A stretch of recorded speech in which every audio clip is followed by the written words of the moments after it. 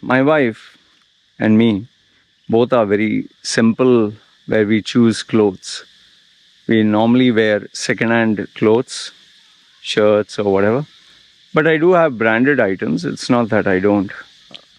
Once upon a time, I used to wear the most expensive athletic wear, which used to cost upwards of $100, $200. It was crazy. Those were the days. Even my triathlon bike was custom made with my measurements, and they bought scientific instruments. I paid $15,000 for it. Okay. So anyway, that was once upon a time. But today, if I wear a shirt or a trouser, nobody is there. I live in a forest. So we don't need. And my wife came from a poor village background where they used to always live buying second-hand clothes. So for me, it's perfectly fine. We spend money where it's required, like where my tech is concerned. I purchase the latest stuff from US or wherever, and I pay almost almost 50% extra of the value of the product. So it's quite expensive. Anyway, so my wife being simple and me being simple, we wear old clothes or simple clothes. My wife tries to look as decent and presentable. It's not that she dresses up like a beggar on the road. So she went to this place, gold shop. I'll not give the exact location for, just keeping their privacy and anonymity. So she loves gold. So, whenever there's a gold shop, she stops by to check the models, to check the designs, and she feels happy. This is when we initially got married. This incident took place. So one day she went to this shop. Owner was sitting there. He was a male guy. There were 2-3 ladies. As soon as she walked in, generally I've noticed whenever a customer comes, they at least say the Thai greeting, Swadee Krap or Swadee Krap. Okay? So when my wife walked in, they looked at her and they didn't bother. They were just like, okay. And they saw me because I'm tattooed and I was wearing, I think that day I was wearing a black, very old black shirt, very, very old. And just, shorts up to my knees. And I had Crocs slippers, which were cheap ones, pirated ones. So, and my baby was there. So when they saw us, surprisingly, they didn't even wish us. Okay.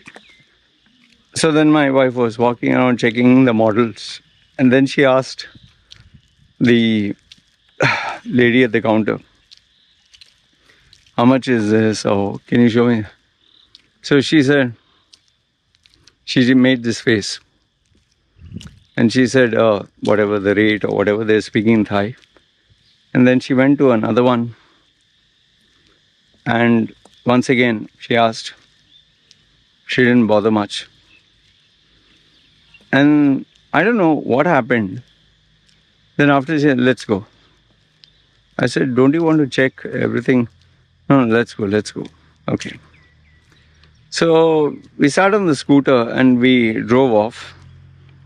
And obviously I felt something was wrong.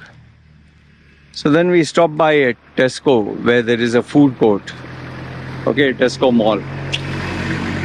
So when we sat down there, I bought for her something, baby something, myself. And I asked her what happened. Like your face, you look angry, you look upset. She said she didn't respect me. She treated me like shit. I said, what do you mean? So she said, when I asked how much for this, how much for that, she was just telling, oh yeah, this, that. When she said, can I see? So she looked at the boss and immediately she asked, are you planning to buy? What is your budget? Like unnecessary questions. And she was not like willing to show her. So my wife asked her one, she didn't show. When she asked for another one, again the same thing. She asked the boss again. And that is why she felt embarrassed. And that's why she decided, or you, that's why she decided, okay, I'll just leave. So I said, why didn't you tell me? She said, I don't know, just forget. And she was upset and she nearly had tears in her eyes because she felt insulted and humiliated. So I kept quiet. I let my wife finish her soup. Baby finished. I finished mine. So again, we sat and she was expecting us to go home. I once again drove to the same shop. I didn't tell her. She's like, where are you going? I said, we'll go to the same shop. She said, please, there's no fighting. I said, I'm not going to fight. We're not going to fight. You just come with me. So she came there. So once she came there, went in, this guy was there. He looked at us again, like puzzled. And the ladies were like kind of disgusted, like, look, okay, we came in. So I asked her which piece you liked. So she showed me that. She was kind of nervous because she thought I was going to fight. Don't worry, just see. Again, the lady was acting funny. So I told her, I didn't tell her, I didn't talk to her. I told the owner, excuse me. I said, you the boss, manager? He said, yes. Like, he was not afraid or anything. He came up to me, he was a big, stocky guy. Yes. So I said, can I see this? So he just looked at me, he kept quiet. Took out the piece, he showed. I said, okay. Then my wife had shown the second piece. I said, show me that also. He just kept quiet. He was like this. So then I asked my wife, which chain do you like? So they pulled out a chain. Okay. And finally asked her, what about bracelet? Just tell me which bracelet. She said, no, I don't. I said, just choose the bracelet. So she looked around, she found a bracelet. Then I looked at the guy and asked him, how much for all this? So he took the calculator, tick, and he showed it to me. Okay? He showed it to me like, okay, bye. He looked at me like, huh? Bye? Bye. Okay. Then I told him, wait. He said, bye. Then I told him, wait. Then I asked him, I first want to know why you and your staff disrespected my wife. There my wife got shocked. He said, sir? I said, I'm not angry. I'm asking politely, why did you disrespect my wife? He said, no, we don't. I said, when my wife asked you the gold chain, you didn't show. The gold ring, you didn't show. No, we didn't. I told him, I told him on the face, look, I respect you. You're the owner of the company. I respect your staff. They work here. You have to respect other people. Don't, just because we may look poor, doesn't mean we should be treated like dirt. We came to your shop to see. So if your staff apologizes to my wife, then I'll buy. And you also have to apologize. I will buy. If you say no, no problem. I will leave and I will go. Oh, kotot na kaap. He was like, sorry. And he was acting like as if he didn't know anything. And the lady was, sorry, like bowing. So I said, okay, thank you. Then I proceeded to buy. Okay, so I bought. My wife was kind of confused and she wasn't quite happy. Why did you do this? I felt so bad. You should have told me. I told nothing doing.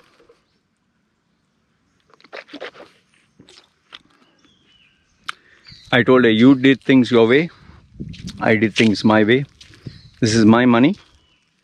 I bought you gold. And I told her on her face, you don't want? I'll take this gold. No, I want. I know my wife.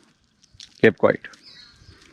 Exactly after maybe next week, because it was another sometime, I didn't tell my wife. I drove my wife, went to the same gold shop. This time when we walked in, it was raining. So we were completely drenched. Went with more or less the drenched clothes. This time they not only said, Swadika, they told us, they guided us where to keep the helmet. And they're like, oh, do you want water? Do you want something? They were very polite. Told my wife, she didn't know, by the way, choose what you like. So she was like, huh? Choose what you like. I said, your budget is, I give her a budget. Choose what you like. And if you don't, I'll not buy. Yeah, I know my wife. She will always buy. So she looked around, she saw something reasonable. So this time I told him, how are you? And he was like, oh, fine, how are you, sir? And he was calling me sir. And those ladies were very kind. They were taking out every model she wanted. Not one, many models. Once again, she chose what she wanted. I asked him, how much for this? Give me a last price.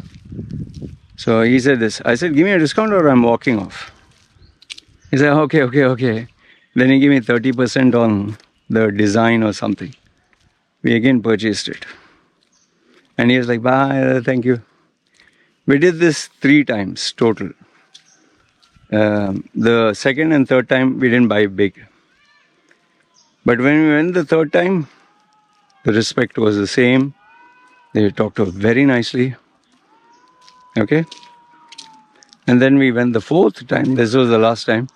But this time, we didn't buy anything. But he was very gracious. He came forward. He made us sit down. He sat down next to us to talk. I said, talk to my wife and find out what she wants. He was very polite to my wife. Very nice to my wife. He showed her very graciously each and every model. And then after that, I told him, whenever you have a special promotion, this is her number. Call her and let us know. We'll get back to you. And then we left. We did keep in touch with him for maybe another 2-3 times. He called a couple of times and we ended up buying another, I think, one more time. Now, this is not a story to brag. I'm sure many of you listening to my video have more money than I have. You spend much more on more expensive things. But the point being, when you have money, you get respect. You don't have money, they'll treat you like shit. And I don't blame him. He's a businessman. Obviously, if every Tom, Dick and Harry came to his shop, you can't treat them like a king. I understand that. But for me, I have to preserve the respect and dignity of my wife and my baby. So as long as I'm alive, I'll make sure they get that respect. But from the businessman point of view and a leadership point of view, that man has failed because he has opened a shop. If he has mentioned in the shop only exclusive VIP or he has given the minimum qualifications to come in, fine, like a 5-star hotel. There's certain protocols. You have to look, dress. Like in Burj Al Arab, you can't go with slippers. Even with me, the services I provide, there is a rate. So when people come and ask for free, doesn't make sense. Or they say a discounted rate. And then if it is reasonable, I tell them, yeah, I can't give you the same package. I can give you based on your budget. What you pay is what you get. But don't expect to pay me a Toyota rate and expect a Rolls Royce. So that's the difference. And I hate freeloaders. But if I'd opened a shop and there are people coming in, I can't use the same strategy.